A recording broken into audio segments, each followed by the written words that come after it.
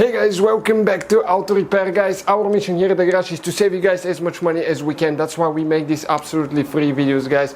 Let's go ahead and start on it now.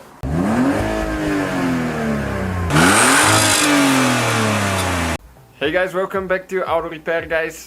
Today's video about something that you guys asked us so many questions about that.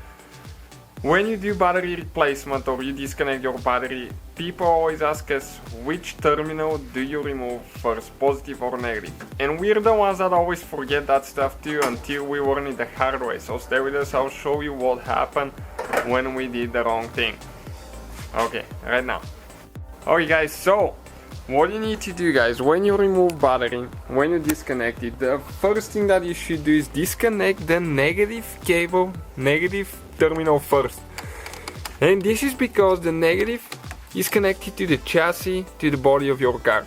If you remove the positive first, okay, and for some reason you touch the positive to metal thing on the car, there is a high probability that you burn the computer, or at least a fuse, but even the computer of the car. So you always remove the negative first and then the positive. Now the question comes when you install it, how you install the battery, new battery.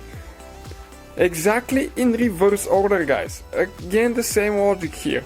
You need to connect the positive first, okay, so that way the chassis doesn't have a negative connection to the battery, okay, and go ahead, get the positive tight, and then we can connect the negative. Okay, get this one tight as well. This one is just a very short video, guys, but that could save you so much money. Believe me, we burned a computer before on a car, that costs quite a bit of money, so always make sure you do the things right. Thank you guys for watching, please subscribe. So guys, hopefully the video was helpful. If you have any questions, don't hesitate to let us know. Now check out our YouTube channels, guys. We have more than 19,000 free repair videos that can save you thousands of dollars in future repairs. That's why we make these absolutely free videos. Hopefully the video will be helpful.